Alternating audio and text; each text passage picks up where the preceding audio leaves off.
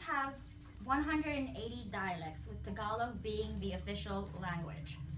But did you know that the ancient Filipinos had a writing system not consisting of the Latin alphabet? No way. I will recite a portion of a poem written in 1869 by a Filipino political leader and author, Dr. Jose Rizal. It is called To My Fellow Children. This language of ours is like any other. It once had an alphabet and its own letters that vanished as though a tempest had set upon a boat on a lake in a time now long gone.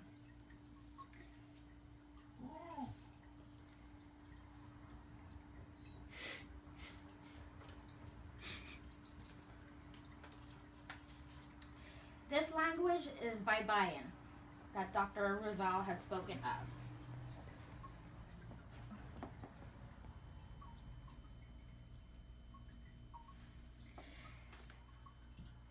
The root word of Baybayin means spell, or in modern Tagalog, syllable. It is a syllabic written system, and each character represents a syllable. And there are 17 basic Tagalog characters, and they all end with the vowel A, as you can see.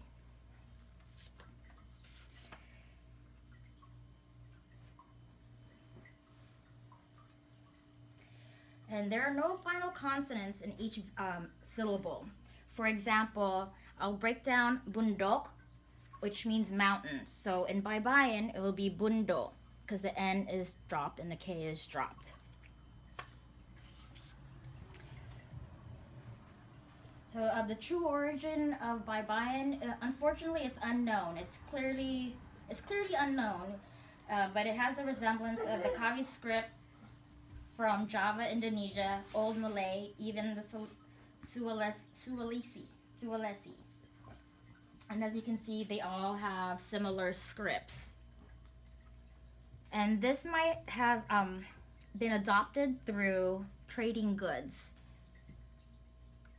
So here's Java, Borneo, Malay, and Philippines. So that might be a reason why the syllables of the Baybayin was created, but there's still no real evidence. Since there is no real evidence, I will speak about the role Spaniards had during the colonization. Colonization in the 16th century changed the Philippine language. Pre-colonization literature were mainly oral rather than written.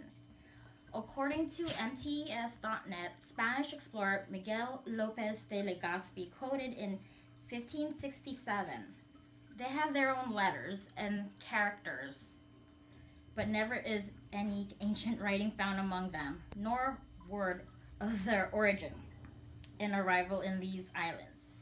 Their customs and rites being preserved by traditions handed down from father to son without any record."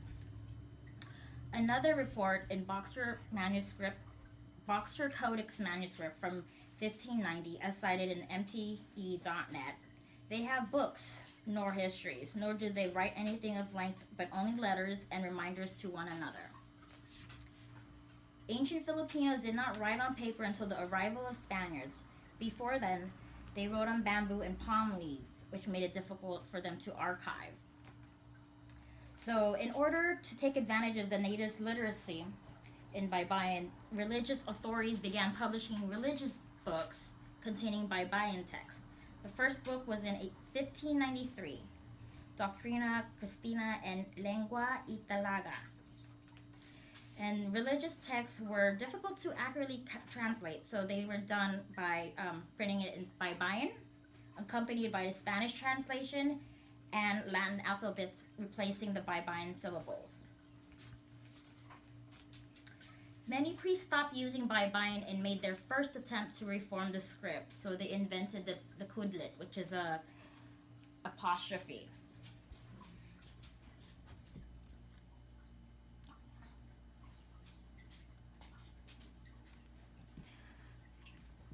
Under syllabary script, they use the apostrophe under the syllabary script in order to cancel out the inherent A sound.